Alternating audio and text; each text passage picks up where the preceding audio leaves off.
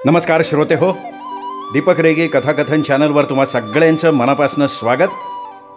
मित्रांनो, आज तुम्ही ऐकणार आहात सिद्धहस्त लेखक जयवंत दळवी यांच्या लेखणीतनं साकारलेली कथा. पण तत्पूर्वी तुम्ही जर आत्ता पहिल्यांदा चॅनलवर आला असाल किंवा अजूनपर्यंत चॅनल सबस्क्राईब केलेलं नसेल तर प्लीज चॅनल सबस्क्राईब करा. ऐकूयात जयवंत दळवी लिखित अधांतरी. दरवाजावरची बेल वाजली. यदुनाथ बाजूच्या गॅलरीत उभा होता, पण त्याला ती ऐकू गेली नसणार, कारण त्याच्या कानावर ट्रान्झिस्टर चिकटलेला होता. क्रिकेटची मॅच चालू होती ना. लगबगीनं सुशील पुढे आली. तिला वाटलं एसके आले दिल्लीहून. बेल वाजताच तिची छाती भीतीनं कलकलली. एसके घरी नसले की घर कसं शांत असतं. ती दाराकडे आली तसा यदुनाथसुद्धा क्षणभर भेदरला. तोही एसके कुठे बाहेरगावी गेले की मोकळा असतो. क्षणभर ट्रान्झिस्टर बंद करून त्याने दरवाजाकडे बघितलं. सुशीलनं दरवाजा उघडला आणि ती हसली. दारात शेजारचे फडके काका उभे होते. त्यांना बघताच यदुनाथनं सुद्धा ट्रान्झिस्टर परत सुरू केला आणि कानावर धरला. फडके हे एसकेंच्याच वयाचे, कदाचित 2-3 वर्षांनी मोठेही असतील. त्यांचेच शेजारी, त्याहीपेक्षा अधिक मित्र. 3 वर्षांपूर्वी त्यांची बायको कमला वारली. एकुलत्या एका मुलीचं, नीताचं लग्न झालं. शेजारच्या 3 खोल्यांच्या ब्लॉकमध्ये ते एकटे. वेळ घालवायला इथे येऊन बसायचे, एसकेंशी गप्पा मारत. सुशीलला काही आणून द्यायचं असेल तर ते देत. यदुनाथ तर अधिक करून शेजारीच असायचा, रात्री झोपायचा तिथेच. फडके काकांनी घराची किल्ली त्याच्याकडे देऊन ठेवली होती, त्यांनी तिथे बसून अभ्यास करावा म्हणून. फडके आत आले. येता येता हसले. त्यांचं हसणं विलक्षण आकर्षक होतं, बघणाऱ्याचं मन प्रफुल्लित करणारं. आता त्यांची 50शी उलटली होती, पण शरीरातला तरतरीतपणा कमी झालेला नव्हता. रोज सकाळी तासभर योगासनं करून त्यांनी आपला उत्साह टवटवीत ठेवलेला होता. पान, विडी, मद्य त्यांना कसलंही व्यसन नव्हतं. दुसऱ्यांची काळजी घेणं, विचारपूस करणं, दुसऱ्यांची लहान सहान कामं करणं हे त्यांचे आवडीचे छंद होते. एसकेंना ते आवडायचे. ते आले की एसके त्यांच्याशी मनमुराद गप्पाही मारायचे. पण एसकेंच्या मनात एक सल होता. एसकेंना कधीकधी वाटायचं की हे सुशीलसाठी पुन्हा पुन्हा आपल्या घरी येत असतील का. एसकेंना हे माहिती होतं, म्हणजे त्यांची अगदी खात्री होती की फडके लंपट नाहीत. ते कसला म्हणून गैरफायदा घेणार नाहीत. पण एसकेंना अनेकदा असा संशय यायचा. वाटायचं सुशील समोर असली की फडके अधिक खुलतात, अधिक हसतात, अधिक बोलतात. तिला काय हवं नको ते तत्परतेनं बघतात. एसकेचं फडकेवर बारकाईनं लक्ष असायचं, पण फडकेंना मात्र त्यांची कधी जाणीव झालेली नव्हती. कमला होती तेव्हासुद्धा असंच चालायचं. कमला दिसायला बरी नव्हती, त्यांच्या मानानं तर खूपच कमी, पण तिला कधी संशय आला नाही. तिला कधी असं वाटलं नाही की सुशील समोर असली की आपला नवरा पाघळतो म्हणून. ते आत्ता येताच म्हणाले, ताई तुम्हाला बरं वाटत नाही आहे का? ते सुशीलला ताई म्हणायचे. त्यांना बहीण नव्हती. ते सुशीलला भाऊबीजेला दरवर्षी ओवाळणीसुद्धा घालायचे. का हो? त्यांनी अशी विचारपूस केली की सुशीलला बरं वाटायचं. एसके आपल्या कामात इतके दंग असायचे की ते तिची किंवा यदुनाथची कधीच चौकशी करत नसत. यदुनाथ गेली 2 वर्ष 12वीत पुन्हा पुन्हा नापास होत होता, म्हणून एसके संतापायचे. घरी आले की आदळापट करायचे. पण तो का नापास होतोय याचा कधी ते विचार करत नसत. कधी विचारपूससुद्धा करत नाहीत. एसकेचं बाहेर लव्ह अफेअर आहे हे सुशीलाला ठाऊक आहे, पण त्याबद्दल तिला कधी एसकेंना विचारता येत नाही. चमत्कारिक कोंडलेल्या अवस्थेतलं त्यांचं घर होतं. एसकेचा छापखाना चांगला चालला होता, पैसा भरपूर येत होता, सगळी सुखसाधनं घरात होती, पण सुख नव्हतं. सुशील, तारा, यदुनाथ सर्वांचीच एक प्रकारची आंतरिक तडफड चालू होती. त्यांना कसली तक्रारसुद्धा करता येत नव्हती, कारण जरा तक्रारीचा शब्द काढला की एसके आवाज चढून विचारत की तुम्हाला इथे काय कमी आहे. तेही खरंच होतं. काय कमी आहे ते त्या तिघांपैकी कोणालाही उघडून सांगता येत नव्हतं. तुम्हाला बरं वाटत नाहीये का, असं फडकेंनी तिला विचारताच तिला खूप बरं वाटलं. का हो? नाही, तुमचा चेहरा जरा ओढलेला वाटला. बेल वाजली तेव्हा एसके दिल्लीहून आले की काय या विचारानं तिचं मन थोडं त्रस्त झालं होतं, कारण एसके आले की लहानशा कारणानं सुद्धा घर डोक्यावर घेणार.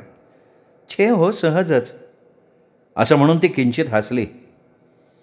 एसके आले का काय या विचारानं मी त्रस्त होते असं सांगावं असं तिला क्षणभर वाटलं, पण तिने तसं सांगितलं नाही. तसं सांगितलं तर गैरसमज होऊन ते नको तितके आपल्या जवळ येतील अशी एक हवी नको वाटणारी भीतीही तिच्या मनात अंकुरायची, आणि तो मोह ती सदैव टाळायची. गेले का छापखान्यात? त्यांनी पटकन विचारलं. ते आपल्याकडे अधिक वेळ बघतायत असं तिला वाटलं. कोण? अहो, एसके. ते अजून तिला तसंच बघत होते. ते इथे कुठे आहेत? अरे हो हो हो, ते दिल्लीला गेलेत. आठवून ते हसले, आणि इथे ते का हसले हे सुशीलला कळलं नाही. का हो? नाही हो, माझ्या लक्षात नाही राहिलं ते. तिने दुसरीकडे पाहिलं, गॅलरीतनं दूर. ते तिच्याकडे बघत होते म्हणून का त्यांना अधिक मोकळेपणानं आपल्याकडे पाहता यावं म्हणून, तिचं तिलाच नाही कळलं. ही तुमची सेव्हिंग सर्टिफिकेट. त्यांनी सर्टिफिकेट तिच्याकडे दिली. तिने वर पाहिलं नाही. तिच्या नजरेच्या कडांना जाणवत होतं की ते तिला बघतायत. एसकेनं सुद्धा ते जाणवायचं. यदुनाथचं काय चाललंय? त्यांनी यदुनाथकडे बघत तिला विचारलं. मॅच चालली आहे ना, जरासुद्धा त्याच्या अभ्यासाकडे लक्ष नाही. तुम्ही तरी सांगा. मी तर रोजच सांगतोय. हुशार आहे हो मूळचा, पण आता लक्षच नाही त्याचं अभ्यासाकडे. ते त्याच्या जवळ गेले, त्याचा खांदा थोपटत म्हणाले, अभ्यास करतोयस ना रे? तो काहीच बोलला नाही. काहीच ऐकू न आल्यासारखा गप्प राहिला. अशानं याचं पोट भरणार आहे का? तिने विचारलं. तिचा चेहरा कष्टी झाला. तिच्या सर्व आशा आकांक्षा त्याच्यावर होत्या. एसकेच्या बाहेरच्या प्रेमप्रकरणामुळे तिच्या मनात एक विचित्र भीती होती, असुरक्षिततेतून निर्माण झालेली भीती. सतत तिच्या मनात एक ताण होता. कदाचित एसके इथनं जातील किंवा आपल्याला जावं लागेल असं तिला सतत वाटत होतं. एसकेंचं मत जोखायचा ती सतत प्रयत्न करायची, पण एसकेंचं तिला काही कळतच नव्हतं. Out out. सगळ्यांना विसरून यदुनाथ एकदम हात उडवून ओरडला, थोडासा नाचला सुद्धा. बरं, येतो मी, असं म्हणत ते जायला वळले. आज ऑफिसमध्ये नाही गेलात? आज नीताकडे जाणार आहे, भिवंडीला. नीताची काही गडबड? 2 महिने झालेत, त्रास होतोय, डोहाळे कडक लागलेत. मग राहणार का भिवंडीला? राहीन 2 दिवस. आज माझी कमल असती तर मला चिंता नव्हती. बोलता बोलता फडकेंचा आवाज किंचितला खरचटल्यासारखा झाला. सुशील क्षणभर त्यांच्याकडे बघत राहिली. तिच्या नकळत तिला हे खूप आवडायचं. ते नेहमीच कमला वहिनींबद्दल असं प्रेमानं गदगदलेल्या आवाजात बोलायचे. मी जाऊन येईन एकदा भिवंडीला, नीताला बघून येईन, ती म्हणाली. बोलता बोलता तिच्या लक्षात आलं की नीता ताराच्याच वयाची. फक्त 8 महिन्यांनी नीता मोठी. लग्न होऊन 2 वर्ष झाली. आता ती आईसुद्धा होतीये, आणि माझी तारा तशीच राहिली लग्नाशिवाय. ताराच्या लग्नाची तिला चिंता होती, कारण सुशीलचा स्वतःचा अनुभव बरा नव्हता. सुशीलचे वडील ती 4 वर्षांची असताना निवर्तले होते. ती एकुलती एक. ती आणि आई. स्थळ बघायला घरी कोणीच नाही. ती रूपानं बरी असूनसुद्धा तिशी येईपर्यंत लग्न झालेलं नव्हतं. एसकेंना मनाविरुद्ध स्वीकारावं लागलं होतं. एसके तसे दिसायला बरे नव्हते. लग्नाच्या वेळी तर फारच किरकोळ आणि गबाळे दिसत होते. शिवाय त्यावेळी त्यांना नोकरीसुद्धा नव्हती. पुढे प्रेस थाटला आणि तो चालला ती गोष्ट वेगळी. ते जायला वळणार तेवढ्यात ती म्हणाली, फडके काका, तुम्हाला रोजच्या रोज त्रास द्यायला बरं नाही वाटत? काय झालं? ताराचं हो, तिच्या लग्नाचं ना. तुम्ही गेल्या आठवड्यात त्या परांजपेंच्या स्थळाबद्दल म्हणाला होतात. एसके आले म्हणजे जाऊ ना, त्यात काय आहे? त्यांचं तर लक्षच नाही. असं ती पटकन म्हणाली, पण तिला वाटलं आपण हे म्हणायला नको होतं. येऊ देत एसके ना, मी घेऊन जाईन त्यांना. असं म्हणत ते दरवाजा उघडून बाहेर गेले. सुशील थोडा वेळ डायनिंग टेबलापाशी बसून राहिली. 11:30चा टोला पडला. तिचं लक्षच नव्हतं. ती अशी एकलकोंडीहून बसून राहिली की तिला उदास वाटायचं, आतल्या आत भीती वाटायची, असुरक्षित वाटायचं कुठेतरी जावं. तिला माहेर नव्हतं. आई गेली होती. मैत्रिणींकडे जाणं येणं कमी झालं होतं. जायला यायला एसकेची गाडी होती, पण तिला कुठे जाणंच नको वाटे. एसकेच्या प्रेमप्रकरणाचा विषय निघेल अशी तिला भीती वाटायची. आणि असा विषय निघायचाच, कधी थेट कधी आडून. रोहिणी जोशीनं वीणा मथुरेच्या नवऱ्याचे बाहेर धंदे कसे चालतात ते सांगितलं होतं. ते खरं का खोटं ते सुशीलला ठाऊक नव्हतं. पण तिला वाटायचं की रोहिणी ते तिला सुशीलला लाजवण्यासाठी सांगतेय. माणिक माटेनं तर तिला कुठेतरी नोकरी बघ, घर तू सोडू नकोस, ते घर तुझ्या नावावर आहे, त्यांना जाऊ दे, असा थेट सल्लासुद्धा दिला होता. त्यामुळे तिने बाहेर कोणाकडे जाणंच बंद करून टाकलं होतं. ती फक्त मार्केटमध्ये जायची, ताराबरोबर सिनेमाला किंवा नाटकाला जायची आणि तिथे कोणी ओळखीचं भेटलं तर ती कृत्रिमपणे खूप हसायची, घरचा मोठेपणा सांगायची, मोटारीत कडेला आरामात रेलून बसायची, विपुल सुखात आहे असं भासवायची. पण एकटी असली की ती खूप एकलकोंडी व्हायची आणि भीतीनं थरथरायची, नर्व्हस व्हायची. एक प्रकारचं डिप्रेशनच यायचं तिला. पुन्हा दरवाज्यावरची बेल वाजली. ती धावत दरवाजा उघडायला गेली. तिने पदर नीट घेतला. तिला वाटलं फडके आले असतील, भिवंडीला जातो म्हणून सांगायला. केसावरनं हात फिरवत तिने दरवाजा उघडला. जरा बाजूला उभी राहिली. एकदम तंबाखूचा भपकारा आला. पाईपचा धूर सोडत एसके उभे होते. तिने अपेक्षेनं त्यांच्या तोंडाकडे बघितलं. ते जरासे सुद्धा हसले नाहीत. त्यांना ते आपलं घर नव्हतंच. तीही कोणीतरी परका पुरुष आत यावा तशी बाजूला झाली आणि आत गेली. जाता जाता तिच्या मनात विचार आला, हे आता दिल्लीहून येत आहेत. लगेच प्रेसमध्ये जाणार का जेवून थोडी विश्रांती घेऊन जाणार? कदाचित तिच्या घरीसुद्धा जायचं असेल. 4 दिवस दिल्लीला होते ना म्हणून. कोण जाणे, तीही दिल्लीला गेली होती का काय? आत जाण्याआधी तिने वळून बघितलं. एसके कोचावर बसले होते. मांडीवर ब्रीफकेस उघडून कसले तरी कागद बघत होते. पाहत होते का पाहण्याचा बहाणा करत होते कोण जाणे. तुम्ही आता जेवून जाणार आहात का? तिने विचारलं. त्यांनी हो म्हटलं असतं तर ती तयारीला लागणार होती. ते एकदम टाफरून म्हणाले, एकदा आरशात तोंड बघ. ती काहीही बोलली नाही, नुसती बघत राहिली. ते पुन्हा म्हणाले, तू एका प्रेस ओनरची बायको, पण तोंड बघ, कपडे बघ, जवळ यावंसं सुद्धा वाटणार नाही. ती त्याच्यावर काही बोलली नाही. तिला रागात भर घालायची नव्हती. राग आला असताना सुद्धा ती थंडपणे म्हणाली, तुम्ही प्रेसमध्ये निघाल्यासारखे बसलात म्हणून विचारतीये. मी थंड आईस्क्रीम कॉफी घेईन. आईस्क्रीम केलेलं नाहीये का? ते एकदम तडकले. त्यांनाही तडकायला निमित्त हवंच होतं. खालून आणायला सांगते. पण तू का नाही केलंस? तुम्ही दिल्लीला गेला होतात, हे तुझं नेहमीचंच आहे, काही नवीन नाही याच्यात. मला जे आवडतं तेच नेमकं करायचं नाही. आणायला सांगते ना मी. काही नको. ते खूप चिडले. त्यांना तेवढं निमित्त पुरलं. तिच्याही मग लक्षात आलं की आपण त्यांना हे निमित्त द्यायला नको होतं. गुपचूप खालून आईस्क्रीम आणायला हवं होतं, पण तिला हे उशिरा सुचलं. प्रत्येक वेळी उशिराच सुचायचं. तारा म्हणते, तुला उशिरा सुचतं असं नाही, तुला त्यांना मुद्दाम चिडवायची इच्छा असते. जेवून जा, ती आग्रह केल्यासारखी म्हणाली. साधी गरम कॉफी कर, चांगली कडक कर, नाहीतर डोक्यावर होतीन तुझ्या. त्यांचं ह्या प्रकारचं बोलणं तिला आवडत नाही, पण तिला सवय झाली होती. यदुनाथ गॅलरीतनं सगळं ऐकत होता.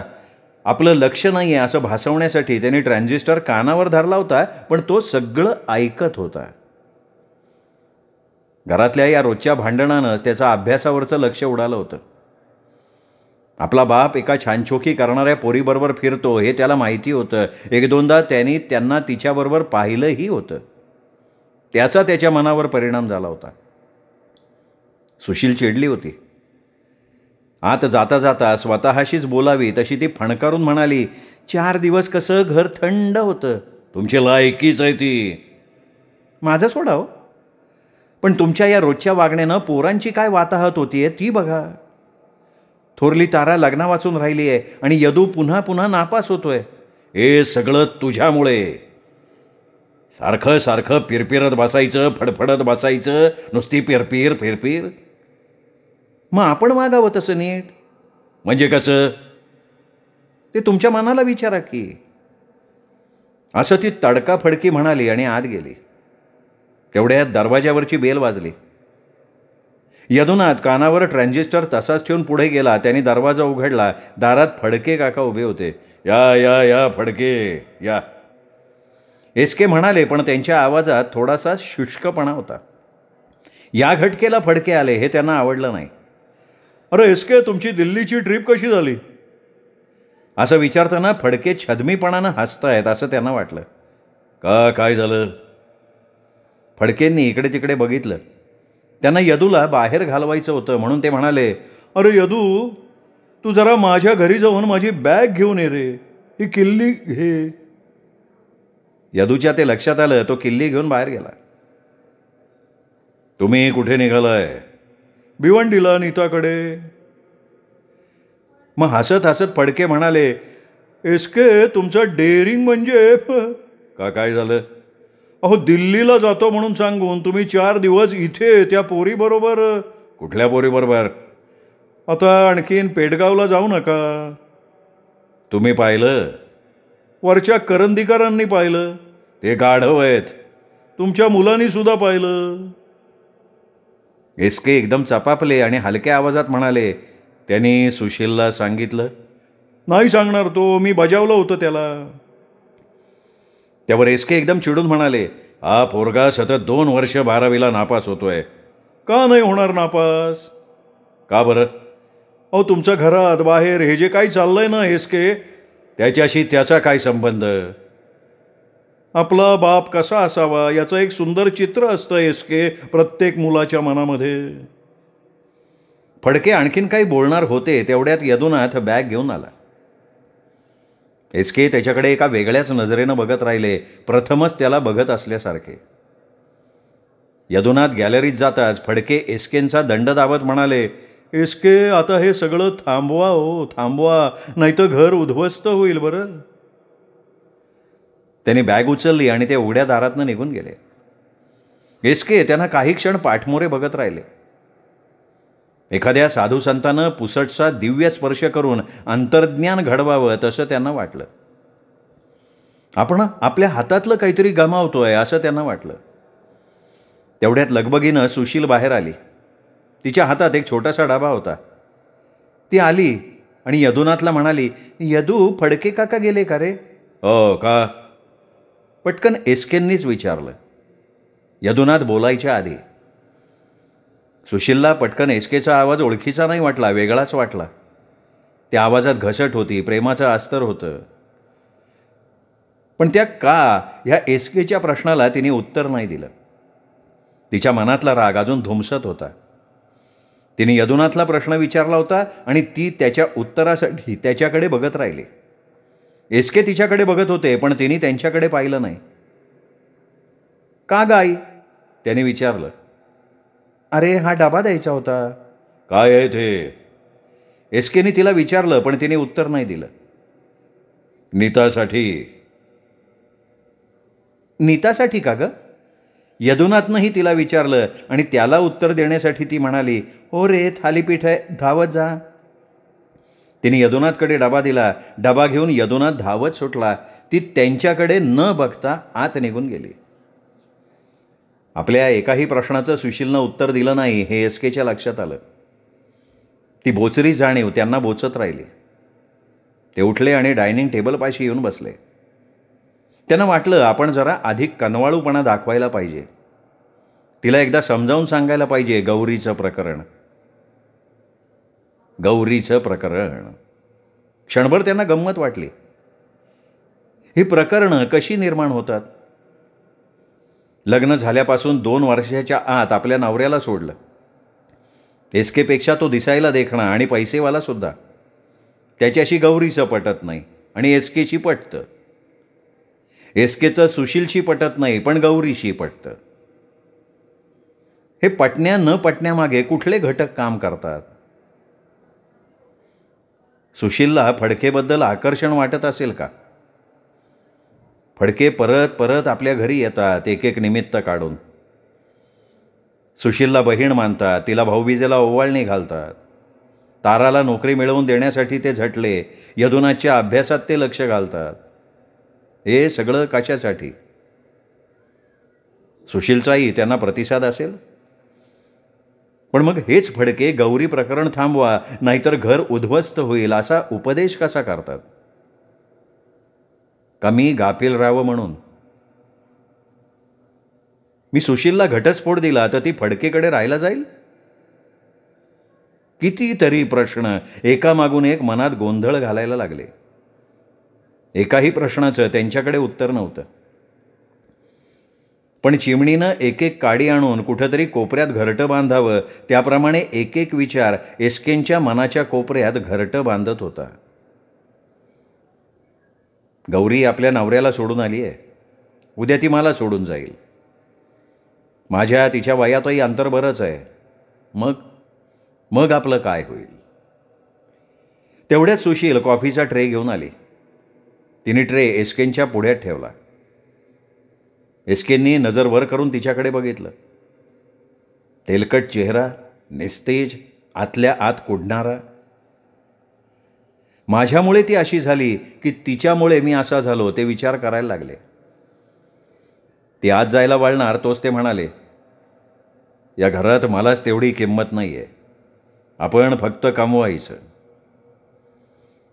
ते असं का बोलले ते तिला कळलं नाही, पण त्यांचा आवाज बदलला होता म्हणून ती म्हणाली, हे बघा, जेव्हा तेव्हा तुम्ही चिडलेले असता. तुम्ही चिडल्यासारखं करता म्हणून मी चिडतो. एक गोष्ट सांगितली तर तुम्ही चिडणार का? ते गडबडले. त्यांना वाटलं ते दिल्लीला गेले नव्हते त्यासंबंधी ती विचारणार. काय? फडकेंनी त्या परांजपेंचं स्थळ सुचवलंय तारासाठी. कोण फडके? नाही, आपलं कोण परांजपे? ते तुम्ही फडकेंना विचारा ना आणि तिथे जाऊन या. तू का नाही जात? कुठे? त्या परांजपेंच्याकडे. मी जाते का कधी कुणाकडे बसायला बोलायला? का नाही जात? घरच्या गोष्टी निघतील म्हणून. कसल्या घरच्या गोष्टी? ते सगळं तुम्हाला माहिती आहे. मला तर जगायची सुद्धा लाज वाटते. मग या फडकेला घेऊन जा, बरा आहे विधूर. एकदम त्यांचा आवाज खवचट झाला. तिलाही तिचा पिसारा ओढल्यासारखं वाटलं. तिने टावकारून त्यांच्याकडे बघितलं. ते म्हणाले, बायकोवर मोठं प्रेम होतं त्याचं. जेव्हा तेव्हा आठवणीनं गळा काढणार. खरोखर त्यांचं कमला वहिनीवर प्रेम होतं. तुझ्यावर सुद्धा असेल. ती काहीच बोलली नाही. तिला पटकन काही बोलताच आलं नाही. विखारी नजरेनं ती फक्त त्यांच्याकडे बघत राहिली, नजरेनं बोचकारल्यासारखं. काही असं बघायला नको आहे. उगाच नाही थालीपीठांचा डाबा गेलेला. फडक्यांना आवडतात थालीपीठं. माझ्यासाठी नाही कधी केलीस ती. ते नांगी मारत म्हणाले. तीही तडफेनं पुढं आली आणि ट्रेमधली बशी उचलून झाकून ठेवलेली थालीपीठं दाखवत म्हणाली, नीट डोळे उघडून बघा. नको आहेत मला ती थालीपीठं फडकेसाठी केलेली. मला माहिती हो, मी तुमचं बाहेरचं विचारीन म्हणून मुद्दाम तुम्ही मला तंग करता. माझ्यासाठी कॉफी तरी केली आहेस का? समोर काय ठेवलंय? मग कपात ओतायला काय हात मोडलेत? तिला क्षणभर वाटलं की कपात कॉफी ओतूच नाही आहे. कशासाठी मी गुलामासारखं वागायचं? पण तिला धीर नाही झाला. तिने कपात कॉफी ओतली, कप पुढे सरकवला. अशानं इथं राहणंसुद्धा नको वाटतंय, ती वैतागानं म्हणाली. मग जा. सांगणं सोपं आहे हो तुम्हाला? मुलांचं निमित्त करून नोकरी सोडायला लावलीत मला. कॉफीचा पहिला घोट घेताच त्यांनी तो थू थू करत थुंकून टाकला. तिला माहिती होतं हे तिला चिडवण्यासाठी सगळं करत होते ते. नुसतं गोमूत्र आहे, गोमूत्र. मग प्या गोमूत्र म्हणून सगळी पापं धुतली जातील. ते एकदम भडकले आणि उठून उभे राहिले आणि म्हणाले, ठीक आहे, आता 4 दिवस येतच नाही. दिल्लीला जायचं असेल 4 दिवस, असं तिने म्हणताच ते एकदम चमकले. तिच्याकडे संशयानं बघत राहिले. तुमची दिल्ली कुठे आहे ते मला ठाऊक नाही असं समजू नका. एकदम हातवारे करत एसके ओरडले, तुला कोणाची फूस आहे ते ठाऊक आहे मला. तिला संशय आला की हा फडकेंचा उल्लेख आहे. पण तेवढ्यात एसकेच म्हणाले, फडके बरा अनायसे विधूर आहे. आपल्या बायकोवर आपलं किती प्रेम होतं ते सांगत बसणार, बायको मेली आहे म्हणून. ऐकणाऱ्या बाईला सुद्धा मग सिंपथी वाटायला लागते. बडबड करत त्यांनी बॅग उचलली आणि ते झटक्या सरशी निघून गेले. सुशील तिथेच बसली. तिला एकदम जीवावरचं दुखणं गेल्यासारखं वाटलं. ती स्वतःशीच पुटपुटली, वाटतं दुपार संध्याकाळ रात्र येऊच नाही. कपाळ चोळत ती तशीच बसून राहिली. आपल्या मनाशीच म्हणाली, फडकेंना हे कसं सांगायचं तुम्ही इथे येत जाऊ नका म्हणून? माझ्या संबंधी काही वाटत असेल तर मुळीच येऊ नका. मला तुमच्यापासनं दूर राहणं भाग आहे. त्यांनी गाय मारली म्हणून मी वासरू मारणार नाही. त्यांच्या मनातला हा संशय गेला पाहिजे. पण त्यांचं गौरी प्रकरण या संशयामुळे निर्माण झालंय का? हा पुरुषी अहंकाराचा आविष्कार आहे? कितीतरी वेळ ती तशीच बसली होती. ती भानावर आली तेव्हा किती वेळ गेला, ती कुठे आहे याचीच तिची जाणीव हरवली होती. तिचं अस्तित्वच हरवलं होतं. ती अधांतरी होती. श्रोते हो, ही होती जयवंत दळवी यांच्या सिद्धहस्त लेखणीतनं साकारलेली कथा अधांतरी. कथा तुम्हाला नक्की आवडली असेल. हा व्हिडिओ लाईक करा, मित्रपरिवारात नातेवाईकात शेअर करा आणि हो, कमेंट मात्र जरूर जरूर करा. पुन्हा भेटूया दळवींच्या अशाच एका अनोख्या कथेसह. तोपर्यंत नमस्कार.